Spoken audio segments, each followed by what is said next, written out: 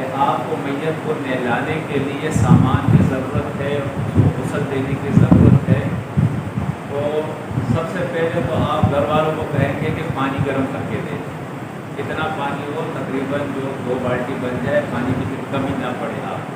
ٹھیک ہے نا۔ یہ گرم پانی کوئی لازمی نہیں ہے، ضروری نہیں ہے، آپ نارمل پانی سے بھی میت کو غسل دے سکتے ہیں۔ یہ اس لیے ہوتا ہے کہ پیر کچھ آسانی سے اتر جائے، آپ کو پریشانی نہ ہو، صفائی کے اندر آسانی ہو، گرم پانی کا یہ فائدہ ہوتا ہے۔ تو آپ گرم پانی نارمل گرم ہو، زیادہ گرم نہ ہو، بالکل ٹھنڈا بھی نہ ہو، نیم گرم جس کو کہتے ہیں ایسا پانی ہو۔ جب پانی آپ کا تیار ہو جائے تو اس کے بعد آپ جو ہے مسجد سے وہ تختہ لاؤ گے جس کے اوپر میت کو لٹایا جاتا ہے، ٹھیک ہے۔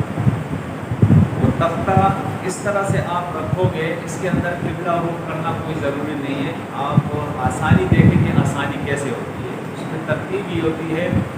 کہ آپ اس تختے کو ایسا رکھیں کہ وہ سلوب میں آ جائے، یعنی جو سر میت کا جہاں آ رہا ہے وہ تھوڑا سا اونچا ہو، جہاں پاؤں آ رہے ہیں وہ سائڈ تھوڑا سا نیچے ہو، تاکہ پانی آسانی سے بہہ سکے، نکل سکے۔ تختے کو اس طریقے سے ڈالیں کہ جو بہاؤ کا راستہ ہے نا، وہاں پہ نکاسی کا کوئی ذریعہ ہو، پانی نکلنے کا کوئی راستہ ہو۔ ایسی جگہ پہ آپ غسل کو میت دے جہاں انتظام ہو پانی نکلنے کا بھی، ایسا نہ ہو کہ جب میت کو آپ غسل دے رہے پانی سارا جمع ہو گیا۔ کبھی ایسا بھی ہوتا ہے کہ آپ میت کو غسل دے رہے تو اس کے پیٹ میں سے فضلہ نکل جاتا ہے، گندگی نکل جاتی ہے، ٹھیک ہے نا، تو وہ بھی نکلنا چاہیے۔ ایسی جگہ پہ آپ ان چیزوں کا احتیاط کریں، ورنہ آپ پھر پریشان ہو جائیں گے۔ میں جو آپ کو بتا رہا ہوں تو وہ صرف پڑھ کے نہیں بتا رہا ہوں، پھر تجربہ بھی ہوتا ہے۔ بار بار میت کو غسل دینا، اس میں ہمیں کیا پریشانی آئی ہے، کہاں کہاں تکلیف ہوئی ہے، کیا کیا احتیاطیں ہمیں کرنی چاہیے، تو وہ اپنا تجربہ جو بھی ہے وہ بھی اس کے ساتھ میں آپ کو دے رہا ہوں، اس سے بھی آپ استفادہ کریں۔ تو پانی نکلنے کا راستہ جو ہے وہاں ہونی چاہیے، ایسی جگہ پہ آپ میت کو غسل دیں۔ 2 بالٹی جس کے اندر پانی ہو، ایک صابن جس سے آپ میت کو جو ہے صاف کریں، 2 دستانے آپ کے پاس 2 جوڑے ہونے چاہیے، میڈیکل اسٹوروں سے ملتے ہیں ربڑ والے، وہ زیادہ صحیح ہوتے ہیں۔ عام طور پہ لوگ اسی کفن کے کپڑے میں سے کپڑا نکال کے ہاتھ میں لپیٹ لیتے ہیں، لیکن اس کا کیا فائدہ؟ پانی کے اندر جا رہا ہے، آپ کا ہاتھ گیلا ہو رہا ہے، گندگی کے اثرات کے اندر جا رہے ہیں، آپ کے ہاتھ گندے ہو رہے ہیں، تو اس سے بچاؤ نہیں ہوتا ہے۔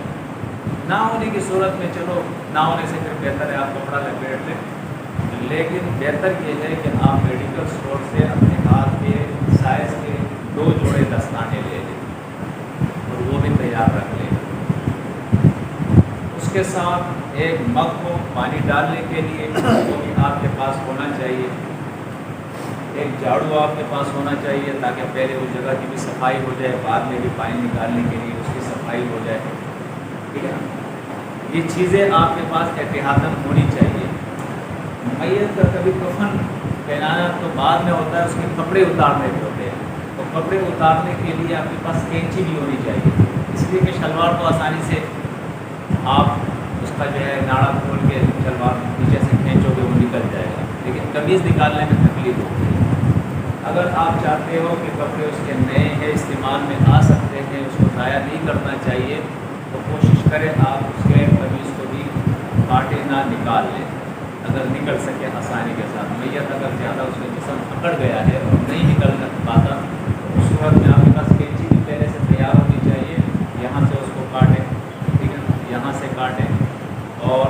اس طرح سے کاٹیں کہ وہ آسانی سے اس کو آپ کھینچے اور وہ نکل جائے، کوئی مسئلہ آپ کو نہیں۔ کینچی بھی آپ کے پاس ہونی چاہیے۔ ایک کنگھی ہونی چاہیے غسل کے بعد، تاکہ میت کے جو بال ہے اس کو آپ کنگھی بھی کر سکو، وہ بھی آپ کے پاس۔ عطر وغیرہ یا اس قسم کی چیز اگر آپ استعمال کرنا چاہو تو وہ بھی آپ کے پاس اویلیبل ہونا چاہیے۔ اور کاٹن روئی، تھوڑا سا کاٹن جو ہے وہ بھی آپ کے پاس ہونا چاہیے، اس کی بھی آپ کو ضرورت پڑے گی، ٹھیک ہے نا۔ غسل دیتے وقت آپ کے پاس 4 سے 5 آدمی ہونے چاہیے۔ 4 سے 5 آدمی اگر ہو جائے تو بہتر ہے، ورنہ 3 آدمیوں سے بھی کام چل جاتا ہے، کوئی ایسی بات نہیں ہے، لیکن 4 आदमी हो तो ज़्यादा बेहतर है। अब आप गुस्ल देने की तैयारी कर रहे हैं, सामान आपके पास पूरा हो गया, तो गुस्ल देने के लिए एक आदमी भी हो सकता है और 2 आदमी भी हो सकते हैं। आसानी इसमें है, मेरा तजर्बा ये है कि 2 आदमी हो तो उसको फिर तकलीफ नहीं होती है, एक दाएं और एक बाएं 2 आदमी खड़े हो जाए, ठीक है ना। अगर एक आदमी जो है वो मग्गा उसके पास हो पानी डालने के लिए, तो अगर 2 होगा तो एक इधर खड़ा हो जाएगा, एक इधर खड़ा हो जाएगा, परेशानी नहीं होगी। 2 बाल्टी होगी, एक इधर होगी, एक इधर होगी, कोई परेशानी नहीं होगी, इसके अंदर आसानी आ जाएगी। सबसे पहले आप मय्यत के कपड़े उतार के, उससे पहले जब आप कपड़े उतारते हैं एक बड़ी चादर उसके ऊपर डाल दो। चादर ऐसी हो कि उसके सीने से लेकर कम से कम उसके जो ये घुटने हैं ना यहाँ तक आ जाए, उससे थोड़ा नीचे आ जाए तो ज़्यादा सही है, इसलिए कि घुटना नाप से लेकर घुटने ये इंसान की सतर की जगह है, इसको छुपाना चाहिए। चादर थोड़ी मोटी हो ताकि अगर वो गीली भी हो जाए तो उसका जिस्म नज़र ना आए, इसका एहतियात करें। अच्छा, एक चीज़ में भूल गया, तौलिया भी आपके पास होना चाहिए पहले से। अब मैयत को जब आप उस तख्ते पे लिटाओगे ना तो ये भी एहतियात करें कि लिटाने से पहले उस तख्ते को भी धोना है, क्योंकि कब का पड़ा हुआ है, किसको निलाया है, किस हालत में है, कुछ पता नहीं है। पहले उसको साफ़ करना है, धो के पानी डाल के उसको साफ़ करना है। उसके बाद आप मैयत को उस पर डालें, मैयत के कपड़े डालें, उतारने से पहले उसके ऊपर बड़ी चादर डालें, चादर डाल के अब उसके कपड़े आप उतारें। गुस्ल देने के लिए ज़रूरी है कि मैयत के सबसे करीबी रिश्तेदार हो, यानी कि आप मौलवी साहब को बुला रहे हैं, उसका क्या रिश्ता है भाई उसके साथ, या मोहल्ले के लोगों को बुला रहे हैं। अगर बाप है तो बेटों को चाहिए, भाइयों को चाहिए, अगर बेटा है तो बाप को चाहिए, भाई है तो भाई को चाहिए, तो करीबी रिश्तेदार है, बेटा है, बाप है, ये ना हो तो उसके बाद फिर हर मोमिन ये काम कर सकता है, कोई मसला नहीं है। इसमें उसकी इज्जत है, सतर है, सब कुछ है। अब आप जब गुस्ल दे रहे हैं तो सबसे पहले उसके जब आपने कपड़े उतारे हैं तो कपड़े उतारने के बाद आप सबसे पहले काम जो करोगे, आमतौर पर मैंने देखा है कि ये लोग गलत तरीके से करते हैं। गलत तरीका ये करते हैं कि मैयत को इस्तिंजा देते हैं, मैयत को गुस्ल देते हैं, गुस्ल देने के बाद उसके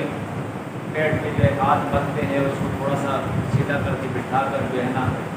चाहते हैं कि उसके पेट में अगर कोई गंदगी हो, फुजला हो तो निकल जाए। अगर वो निकलेगा तो आपको दोबारा फिर गुस्ल देना पड़ेगा। नहीं कह रहे दोबारा गुस्ल की ज़रूरत नहीं, भाई क्यों नहीं है,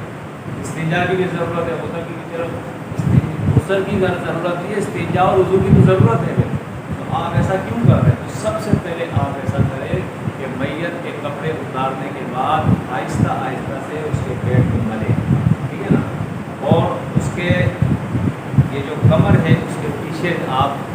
दोनों साइडों से हाथ देकर उसको थोड़ा सा हल्का सा बिठाएं, ठीक है, हाथ मले और थोड़ा सा बिठाएं, तो उसके पेट में जो गंदगी या फुद्दा वगैरह कोई चीज़ होगी ना वो निकल जाएगी। निकालने के बाद आप वो दस्ताने जो आपके पास है दस्ताने वो आप ले और अपने जो बायां हाथ है आप उसमें डालें, दाएं वाला भी डाल दें, बाएं वाला भी डाल दें, और सबसे पहले मैयत की अगर कोई गंदगी निकल गई है उसमें पानी डाल के उसको बहा दें, वो जगह साफ करें। फिर मैयत को आप इस्तिंजा दें, और ये सबसे मुश्किल काम होता है मैयत को इस्तिंजा देना, इसलिए कि उसके सतर का ख्याल आपको रखना पड़ता है ताकि आपकी भी निगाह ना पड़े, लोगों की भी निगाह ना पड़े और पर्दे के साथ ये काम हो जाए। लेकिन ये इतना मुश्किल काम होता है कि अगर आप नहीं देखते तो गंदगी रह जाती है, क्योंकि जिस तख्ते पे वो बैठा पड़ा हुआ है वो भी गंदा हो सकता है, ठीक है ना। तो देखते हैं तो सदर का मसला है, तो ये बड़ा मुश्किल काम होता है। जितना आप बच सकते हैं अपनी निगाहों को बचाए और सफाई करें। अगर गंदगी फुजला नहीं निकलता है पेट से तो नॉर्मल मसला है, कोई मसला नहीं, कपड़ा पकड़ करके उसके अंदर से आप हाथ घुसाए, मगा ले और पानी डालें और उसको जो है ना साफ कर दें बाएं हाथ से। इस्तिंजा हमेशा बाएं हाथ से किया जाता है। अच्छा, ये भी एक चीज़ आप याद रखें कि मैयत को जब आप गुस्ल देंगे इस्तिंजा देने के बाद तो सबसे पहले आप अपने वो दस्ताने जो है उतार दोगे, क्योंकि वो गंदे हो गए, उसको आप डस्टबिन में फेंक بھی آپ کے پاس ہونا چاہیے، جتنا بھی کچرا ہے اس کے اندر آپ اس کو ڈالیں۔ یہ ساری چیزیں اگر آپ نوٹ کر لیں تو آپ کو فائدہ ہوگا۔ ایک ڈسٹ بن جو آپ بڑھا اس ڈسٹ بن کے اندر اس کو پھینک دیں، اور نئے دستانے جو پڑے ہیں وہ آپ اپنے ہاتھوں میں ڈالیں۔ سب سے پہلے ویسے بھی آپ کو تو دستانے ہے، لیکن احتیاطاً آپ اپنے ہاتھ سب سے پہلے دھوئیں۔ دھونے کے بعد اب آپ اس کو وضو کرائے سب سے پہلے، اور وضو کا آپ کو پتہ ہے جس طرح ہم کرتے ہیں نا وہی وضو ہے، جس طرح ہم غسل کرتے ہیں وہی غسل ہے، کوئی اور اس کے اندر کوئی چینجنگ نہیں ہے۔ سب سے پہلے آپ دائیں طرف سے شروع کریں وضو، اور اس کا ہاتھ دھوئیں، یہاں کلائیوں تک اس کا ہاتھ دھوئیں۔ پہلے دایاں ہاتھ، اس کے بعد پھر بایاں ہاتھ۔ دو آدمی ہوں گے تو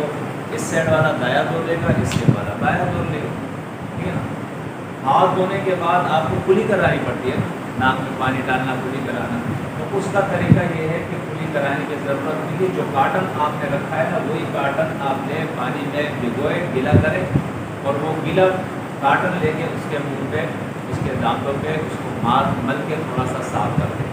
ایک دفعہ کاٹن لیا، اس کو صاف کیا، ڈسٹ بن میں پھینکا، دوسرا کاٹن لیا، پھر گیلا کر کے اس کو صاف کیا، ڈسٹ بن میں پھینکا، پھر تیسرا کاٹن لیا، اس کو صاف کیا، 3 دفعہ اس طرح منہ صاف کر کے کاٹن پھینک دیا۔ پھر ایک کاٹن لیا، اس کو گیلا کر کے اس کے ناک کو جو ہے اس طرح سے کر کے تھوڑا سا صاف کر کے ڈسٹ بن میں پھینکا، دوسرا کاٹن، تیسرا کاٹن، اس طرح اس کا ناک بھی صاف کر دیا۔ اس کے بعد آپ کو چہرے پہ پانی ڈالنا ہے، اس کا چہرہ دھوئے، پانی اس پہ ڈال دے، پھر دایاں ہاتھ، پھر بایاں ہاتھ، کونیوں تک یہ اس کا دھوئے۔ اس کے بعد سر کے مسے کی باری آتی ہے، تو جو لوگ احناف کہلاتے ہیں، حنفی لوگ ہوتے ہیں، وہ اس کے اندر اس مسئلے کو نہیں سمجھتے ہیں، وہ سر کا مسا بھی کر دیتے ہیں، وہ پاؤں بھی دھو دیتے ہیں۔ سر کا مسا، پاؤں دھونا، یہ آپ دیکھیں زندوں کے لیے، مردوں کے لیے غسل کے وقت نہیں ہوتا ہے۔ آپ نے جب ہاتھ دھوئے تو اس کے بعد جب سر کا مسا آئے گا تو اس کے بعد طریقہ یہ ہوتا ہے کہ آپ دائیں طرف پانی ڈالتے ہیں، بائیں طرف پانی ڈالتے ہیں، پھر بیچ میں پانی ڈال کے پورے جسم پہ بہا دیتے ہیں۔ یہ غسل کے اندر بھی بتائیے آپ لوگ، یہ غسل کا بھی یہ طریقہ ہے، میت کا بھی یہ طریقہ ہے۔ پورے جسم پہ آپ نے پانی ڈال دیا، اس کے میت کے پورا جسم گیلا ہو گیا۔ اب گیلا کرنے کے لیے یہ طریقہ ہے کہ آپ اس کو سب سے پہلے کیا کریں گے، چونکہ آپ کو دائیں طرف پہلے دھونا ہے، یہ طریقہ ہے، سنت طریقہ ہے، تو بائیں طرف اس کو کروٹ دیں گے، بائیں طرف کروٹ دیں گے، دائیں طرف پہ پورا پانی بہا دیں گے، پھر دائیں طرف کروٹ دو گے، بائیں طرف پہ پورا پانی پہ بہا دیں گے، پورا جسم اس کا گیلا ہو گیا۔ گیلا ہونے کے بعد اب سر سے آپ شروع کرو گے، صابن لو گے، اس کے سر کے بال، اس کی داڑھی، اس کا چہرہ، اس کے اوپر صابن مل کے اس کو صاف کر کے، لیکن صابن لگانے سے پہلے اور پانی ڈالنے سے پہلے تھوڑی سی روئی لے کے اس کے منہ میں، تاکہ پانی اندر نہ جائے، اس کے ناکوں میں اور اس کے کانوں میں تھوڑی تھوڑی روئی رکھ لیں تاکہ پانی اندر داخل نہ ہو۔ اور یہ روئی اگر سرسوں کے تیل سے تھوڑی سی گیلی کر کے آپ لگائیں تو اور زیادہ بہتر ہوگا، پانی سے بالکل نہیں جائے گا، وہ پانی کو روک لے گا، اگر نہ ہو تو کوئی مسئلہ نہیں ہے، ایسے ہی کاٹن تھا۔ پانی سر پہ ڈال کے اس کو دھلا کے نہلا کے اس کے بعد پورے جسم کے اوپر جو ہے آپ کو پہلے دائیں طرف کروٹ دے کے اس کے جسم پہ صابن مل کے اس کو صاف کر کے اس کو پانی بہا دو، پھر بائیں طرف دائیں طرف کروٹ دے کے بائیں طرف اس کو اس طرح سے صاف کرو، تو یہ پاؤں تک چلا جائے گا۔ اب پاؤں پہلے دھونے کی وضو میں ضرورت نہیں تھی، اب اس کا پاؤں بھی دھل گئے، پاؤں میں بھی صابن وابن ڈال کے اس کو صاف کر لینا۔ یہ آپ دیکھیں نا جتنی عزت کے ساتھ، احترام کے ساتھ اور اکرام کے ساتھ میت کا یہ معاملہ کرو گے، اس کے سطر کا خیال رکھتے ہوئے، ٹھیک ہے نا، اور جتنا زیادہ اس کو اچھی طرح صاف کر لو گے تو یہ اجر کی بات ہے۔ یہ ایسی بات نہیں ہے کہ ہم گئے اور بس ختم ہو گیا، نہیں، اللہ کے نبی صلی اللہ علیہ وسلم نے فرمایا کہ جو شخص میت کے کفن، غسل سے لے کر اس کو دفنانے تک اس پورے معاملے کے اندر شریک ہوتا ہے تو 2 قرات کا ثواب اس کو ملتا ہے۔ صحابہ نے پوچھا ایک قرات یہ کیا چیز ہے؟ کہا یہ اتنا اجر ہے جتنا احد کا پہاڑ، یہ مثال دی ہے کہ احد کے پہاڑ کی طرح ایک قرات ہوتا ہے، جیسے 2 قرات جو ہے اس کو اجر ملتا ہے۔ اور اگر کوئی اس کو اس کے جنازے تک شریک ہوتا ہے، اس کو دفنانے کے لیے قبرستان نہیں جاتا ہے، تو اس کو صرف ایک کی رات ثواب ملتا ہے، ایک سے وہ محروم ہو جاتا ہے، ٹھیک ہے نا؟ تو یہ چیزیں لازمی بھی ہے۔ دیکھیں آج اگر کسی کی میت ہو گئی اور اس میں نہیں جاتا ہوں، اس کو میں غسل نہیں دے رہا ہوں، اس کے کفن کا بندوبست نہیں کر رہا ہوں، اس کو دفنانے کا، اس کی قبر کا، کل میری بھی تو میت ہو سکتی ہے، میرے رشتہ دار کی بھی تو ہو سکتی ہے۔ کتنے ساتھی میں نے ایسے دیکھے، یقین جانا، اس کی میت ہو گئی، اس کے رشتہ دار کی میت ہو گئی، اگر کوئی جنازے میں نہیں گیا وہ ناراض ہو جاتا ہے، فلاں میرے باپ مر گیا تھا، بھائی مر گیا تھا جنازے، اس سے پہلے 10 آدمی اور دوسرے مر گئے ہوں گے، کسی جنازے میں وہ شریک نہیں ہوگا۔ تو یہ انصاف ہے۔ آپ کسی کے جنازے میں نہیں جاتے، آپ کسی کو کفن نہیں پہناتے، آپ کسی کو غسل نہیں دیتے، آپ اپنے کاروبار میں لگے ہوئے، جب آپ کے یہاں کوئی میت ہوتی ہے تو پھر آپ گلہ کرتے ہو کہ میرے یہاں تو کوئی آیا ہے۔ دیکھیں گلہ کرنے سے پہلے ہم اپنے گریبانوں میں جائیں گے اور ہم یہ دیکھ لیں کہ کوئی ہم سے بھی گلہ کرے گا، ہم بھی اجر سے محروم ہو رہے ہیں۔ دوبارہ یہ گلے شکوے یہ تو اپنی جگہ پہ، ہمیں اسے کوئی لینا دینا نہیں ہے، ہمیں تو اللہ سے اجر چاہیے۔ تو اس اجر کو حاصل کرنے کے لیے اور سسٹم کو چلانے کے لیے ضروری ہے کہ جس ساتھی کی بھی میت ہو جائے، اس کی وفات ہو جائے، جیسے اطلاع آئے اپنے ضروری کام آپ چھوڑ دیں اور فوراً وہاں جائے، اس کے گھر پہ جائے اور جائزہ لے کہ میرے اس بھائی کو جو زندگی میں میرا بھائی تھا، اب مجھ سے یہ جا رہا ہے، رخصت ہو رہا ہے، تو اس آخری رخصتی میں جتنا ہو سکے میں اس کے ساتھ اس کی مدد کروں، کفن کا دیکھے، اس کے قبر کا انتظام دیکھے، اس کے سلیبوں کا انتظام دیکھے، اس کے جو ہے نا جو رشتہ دار ہیں جو ان کے پیچھے رہ گئے ہیں ان کے کھانے پینے کا انتظام دیکھے، ایسا نہ ہو کہ وہ بیچارے جو ہے نا بھوکے رہے، غم کے اندر ہے، ان کو کھلانے پلانے کا انتظام ہے۔ یہ ساری چیزیں اس کا جو ہے ہم جائیں اور اس کا جائزہ لیں، اس کو وہاں اس کے مدد کریں ان لوگوں کی، تو انشاءاللہ ایسا کریں گے نا۔ ہم سے ضروری کام چھوڑ کر وہاں ہمیں جانا ہے اور جہاں ہمیں ضرورت ہو بڑھ چڑھ کر ہمیں یہ کام کرنا ہے، ٹھیک ہے نا؟ تو اس طرح آپ نے اس میت کو غسل دی، وہ تیار ہو گیا۔ اچھا، اس میں پانی میں بیرے کے پتے ڈالنا یا کافور ڈالنا، تو یہ چیزیں بھی سنت سے ثابت ہے، احادیث سے ثابت ہے، اگر ہو تو ٹھیک ہے، نہ ہو تو کوئی ضروری نہیں ہے، بغیر اس کے بھی ہو سکتا ہے۔ اب آپ اس کو کفن پہنا رہے ہیں، کفن پہنانے سے پہلے جس تختے پہ وہ پڑا ہوا ہے اس تختے کے اوپر وہ جو کپڑا اس پہ آپ نے ڈالا ہے، اگر وہ گیلا ہو گیا تو وہ کپڑا آپ ہٹا دیں اور اس کی جگہ پہلے ایک اوپر سے کپڑا ایسے ڈالیں اور 2 آدمی اس گیلے کپڑے کو کھینچ لیں اور سوکھا کپڑا اس کے اوپر ڈال دیں۔